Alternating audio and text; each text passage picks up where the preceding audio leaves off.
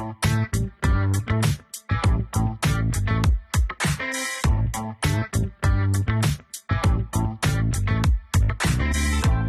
to Running on Ice, the coolest community in freight. I'm your host, Mary O'Connell, bringing you the latest tech updates, warehouse news, and everything happening in the cold chain world. Not only is there the coolest show in freight, but there's also Running on Ice, a newsletter that could not be colder. You can subscribe to that on FreightWaves.com/runningonIce. Today, we're joined by the one and only Jason Cook, Director of Operations at Cardinal Health. Thank you so much for joining us today, Jason. Yeah, thanks for having us, Mary. I'm pretty excited about today because I feel like we've just kind of started getting into more of the pharma and the medical cold chain transportation side of things, and that is your whole thing. But before we get too far into that, let's get some background on you and how you ended up at Cardinal Health. Yeah, absolutely. So February will actually be my 12th year here with Cardinal Health. Prior life, I spent on the retail side. So coming up and after getting my education, I thought that being in retail is something I wanted to do. Really like helping people. I really like hearing their stories. I worked at a sporting goods store, so every time I got to hear about the next hunting adventure or, the basketball travel event or whatever the case may be, it was always good to hear that feedback from the customer. So I spent about 10 years there, and then I really was searching for, not to say that, working in retail wasn't purposeful, but something that actually made a difference, so to say, and I didn't know if I was going to become, a president of the United States or join the military to make a big difference. So I thought that, what can I do from a career perspective to help with that? And logistics is something that's always intrigued me. So when I found, the opportunity at Cardinal Health, there was the position for me to come in and work on the transportation side and really learn how things work and how it moves throughout the supply chain. And why not work with supply chain and delivering drugs that are, critical to patients and people like me and you that need that every day. So 12 years ago today, actually 12 years ago in February. So pretty close to my reunion. I mean, if only we could have just had our timing a little bit better. We could have done it on the day and had a little happy 12 years. But I'm sure Cardinal will take care of that. You did kind of hit the nail on the head there of, finding something that really makes a difference and helps people. On behalf of people that use medical supplies, thank you. Yeah, no, absolutely. It's definitely meaningful when you can go home. We don't get to be there for every procedure or get to be there with every doctor that administers this stuff, but knowing that we were kind of the wind beneath their wings, so to say, that kind of helps us go purposeful when we go home. We appreciate that. So something that you have to deal with, which obviously now, more so now than, during the summer, is winter weather. I know that it's kind of that right now, or at least where I am, we're hovering right around like 30 to 37 degrees. So like sometimes it's freezing, sometimes it's not, and we're supposed to get some rain. So it's always like a fun, is it going to ice? Is it not?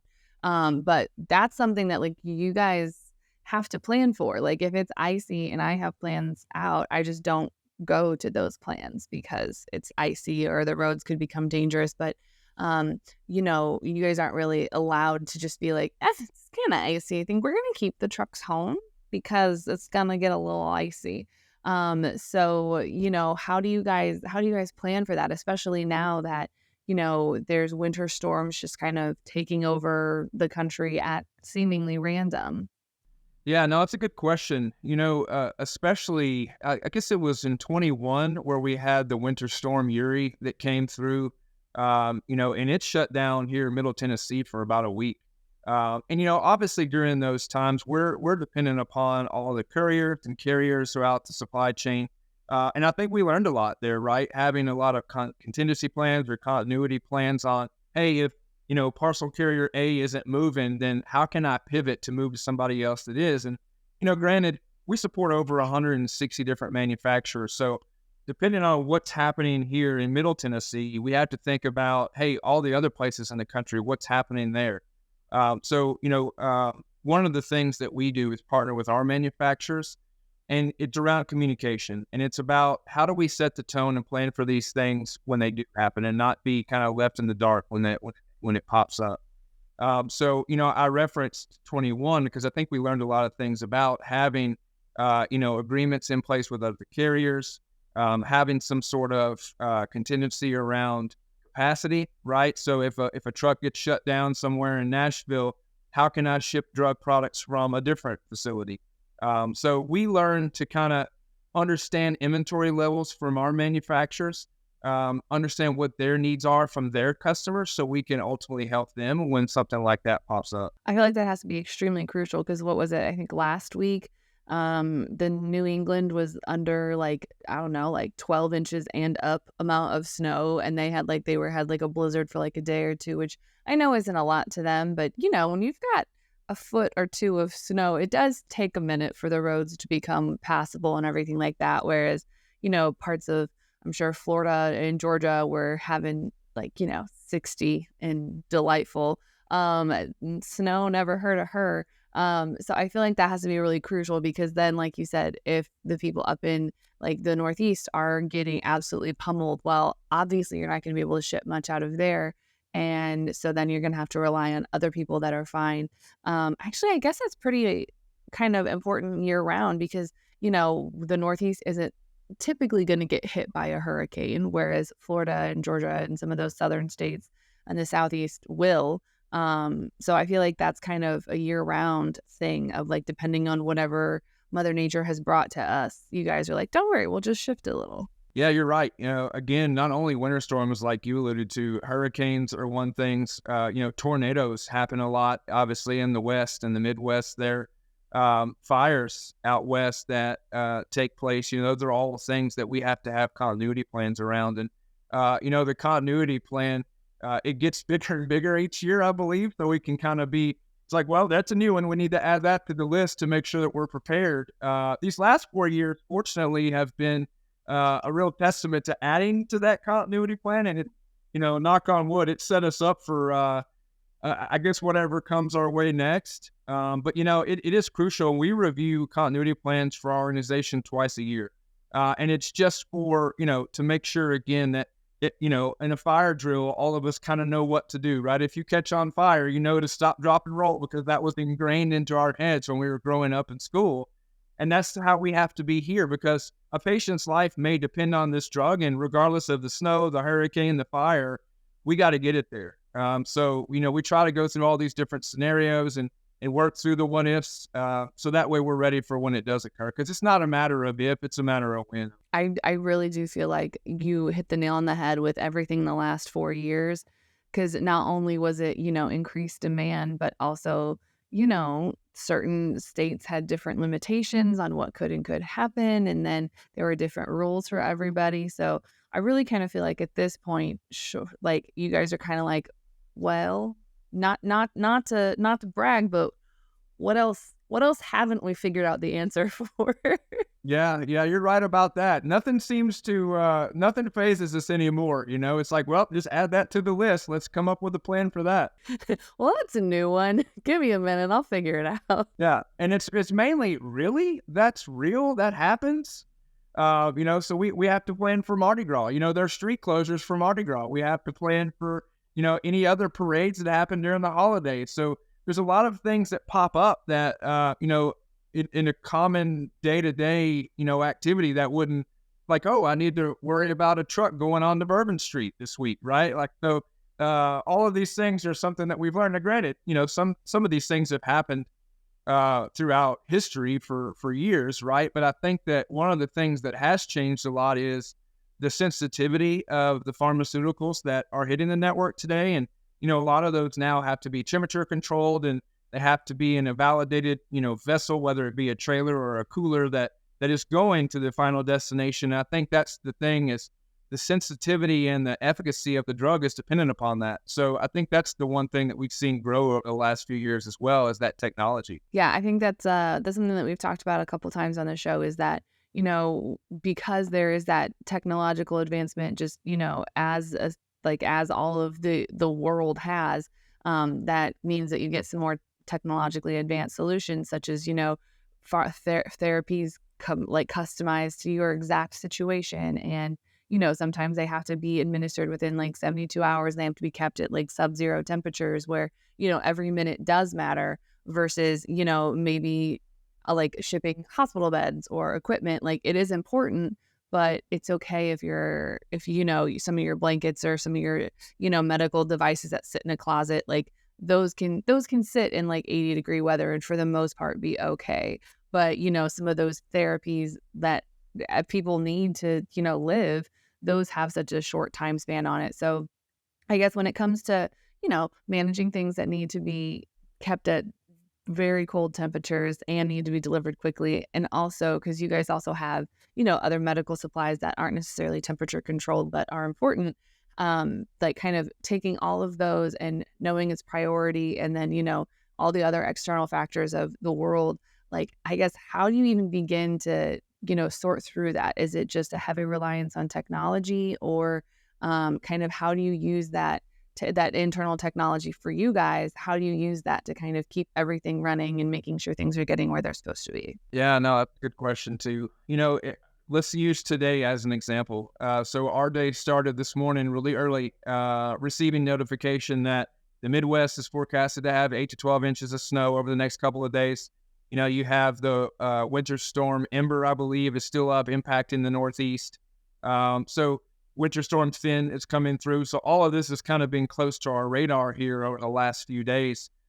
So this morning we started it with sending notifications out to our partners to say, hey, we know that these areas there's going to be some impact. And some of the critical hub sorting facilities, we know that the weather is moving through these areas. So, it might not be impacting the final downstream location, but in the interim and all the sorting that takes place, there could be some delay there.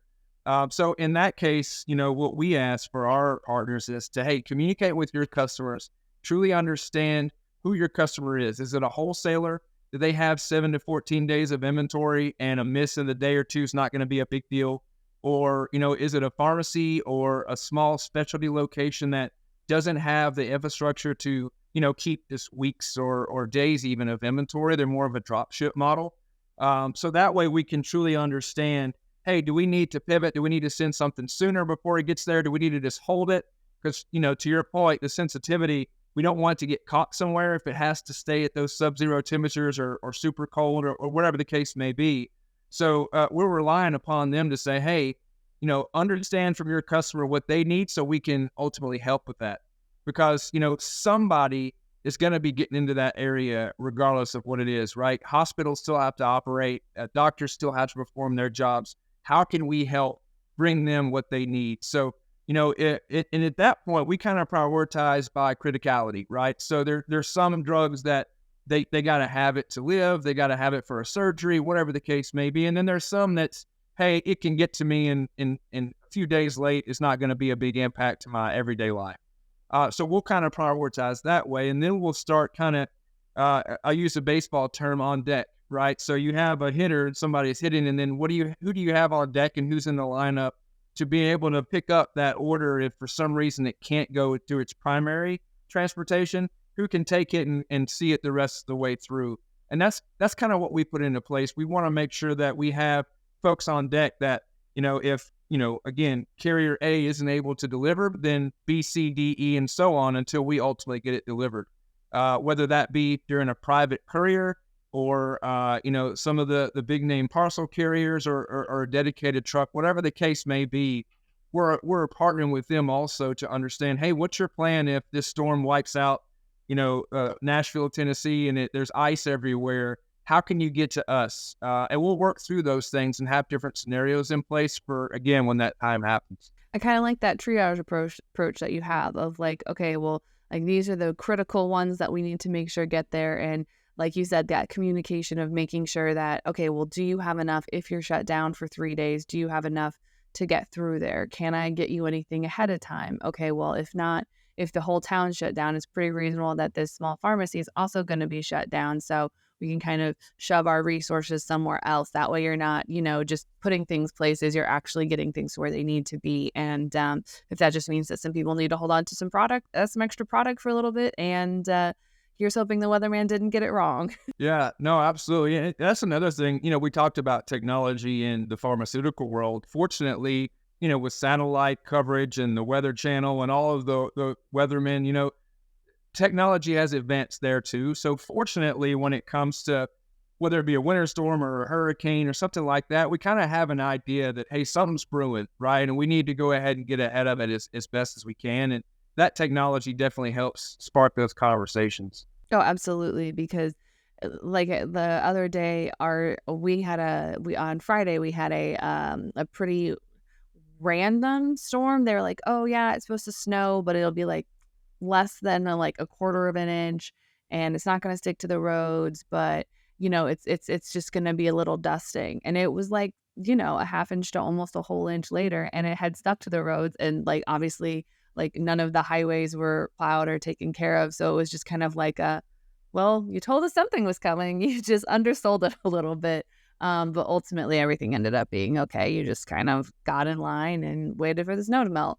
But kind of going back to that communication thing that you have touched on a few times, what are some of those, since you said that you guys work so closely with your partners, what are some of those key things that comes down to that communication? Like, what are some of those crucial tips that you've seen be so successful? So I think a couple of things come to mind, right? And the first is when we talked about manufacturers knowing their customers.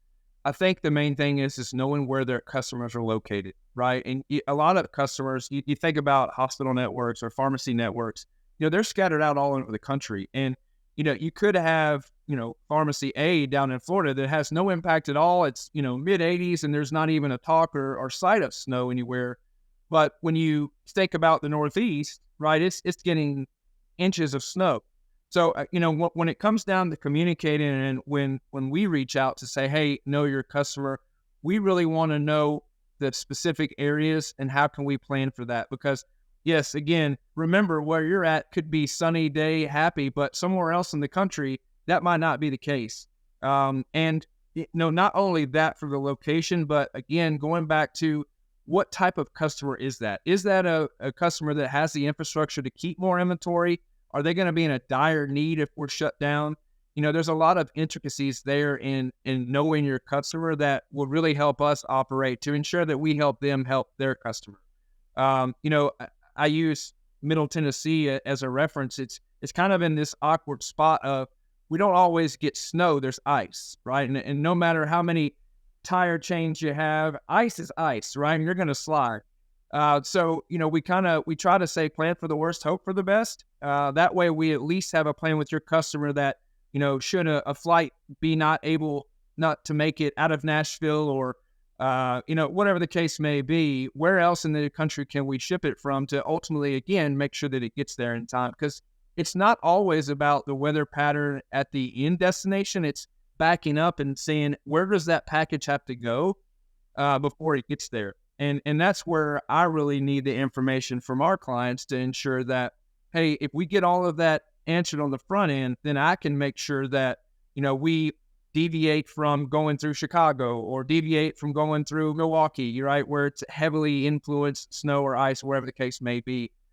Those two pieces are really critical in determining how a package ultimately gets there. And then that third piece is that criticality of the drug itself, right? We really got to make sure that if this is patient impacting, because it is, don't just assume it's going to make it that way, right? Because when it gets through with the slew of packages that go through the supply chain today, we felt this a few years ago, right? When, COVID hit and struck us, and then there was the e-commerce boom where everybody was shopping from home. Imagine all of the packages being sorted there, and you got Billy's PlayStation right there with Johnny's, medical drug that he needs to have to sustain tomorrow, right? And for us, it's important to make sure that that white glove service exists for these pharmaceutical products.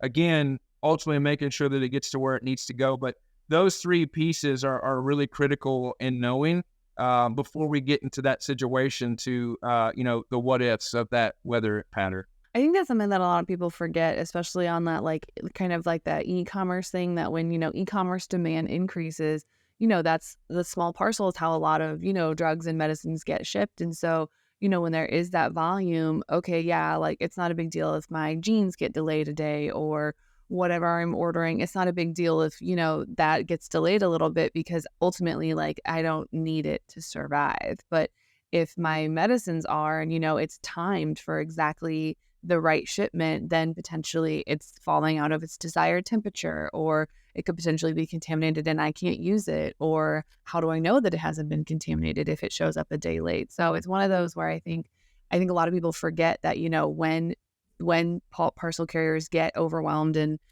kind of brought down with packages, is that it also affects a lot of the medical supply chain too. Because I know earlier last year when there was, some uncertainty around certain parcel carriers, being able to fulfill all the obligations in their network, everyone's like, well, what does that leave for medical supply chains? Because that one carrier was a pretty big component of it. So I think that's something that a lot of people forget, is that, the e-commerce world also brings you whatever you've ordered from Amazon, but it also brings your medical supplies too. Absolutely. And there are a lot of intricate parts that happen, to and from, that have to just go flawlessly for that to happen. So, you can imagine, to your point, right, when you order something on Amazon and it's at your house in 3 hours, there was a lot of stuff that happened, the duck on the pond, if you will, right? Their legs were moving a million miles an hour to make that happen. And that, it's the same thing that occurs to make sure that these pharmaceuticals get to the patients. Absolutely. It just, if you just think that it appears and look at that magic, would you look at that? But then behind the scenes, there's a bunch of people going, no, we'll get it from over here and it's fine. Right. Yeah, absolutely. I always use the analogy. I'm a big aviation guy. Never made it as a pilot. I don't know why. It's their loss, not mine. But one of the things I always think about is, a pilot flies that plane, and they obviously have to be trained and very good at what they do. But there are so many people that go into making sure that huge airplane lands and takes off successfully. So, kudos to all the folks involved and all of the intricate parts and supply chain. It's a very busy industry, that's for sure. It is, and no day is ever the same. And anyone that says that it is, they're lying. They lie through their teeth. Yeah, absolutely. It goes back to that continuity planning, right? Like every day is something new. It's like, wow, I didn't know we had to plan for that. My favorite is you get a picture of like a pitchfork stuck in the side of a thing that's supposed to not be frozen, and it's frozen. And you're like, well, didn't have that on my bingo card today. Yeah, it wasn't on my itinerary for today. Didn't have that one on the calendar. All right, well, we are running out of time, but there is a question that everyone comes on the show has to answer. And it might be the hardest question you're asked all day. Are you ready for it? I'm going to try to handle it. Again, like, I'm ready for it. Continuity planning. Here we go. Is cereal considered a soup? Whew, that's a tough one. I'm going to give that a hard no. I think cereal stands in its own category, right? Not only that, you have different types of cereal that go into the category of cereal. Like, you have your good cereal, and then you have cereal you don't want to spend any time with, right? Like, you have your comfort cereal, what you had as a child, or what's just like, you maybe in a bad mood and you get those, Cinnamon Toast Crunch, and you feel much better after that, right? But I think that I would put it in its own category. Cereal is critical in everyday lives. You have to have cereal to sustain. So I'll leave it with that. Think about it. When you're stuck at home because of a winter storm, you want to have cereal. I was going to say, I'm facing a winter storm, and I got cereal to keep me warm. Yeah, there you go. Nobody wants a warm soup. Everybody wants a nice comfort cereal. All right, Jason, if anyone wants to reach out to you about their favorite cereal choices or their comfort cereal, or, kind of developing contingency plans for their supply chain, where can they find you outside the show? Yeah, absolutely. Well, you can check me out on LinkedIn and check out our Cardinal Health webpage. There's plenty of ways to find me through there. And we have a team of folks that are working, around the clock to make sure that we can help out in any way we can. So check us out online at our website. Check us out on LinkedIn, and we're happy to help. Awesome. Thank you so much for joining us today. Absolutely. Thanks for having me. You can catch other episodes of Running on Ice right here on YouTube or anywhere else you get your podcasts, like Apple Podcasts and Spotify. Need more Running on Ice news? No sweat. Subscribe to the newsletter on freightwaves.com/runningonIce. See you on the internet.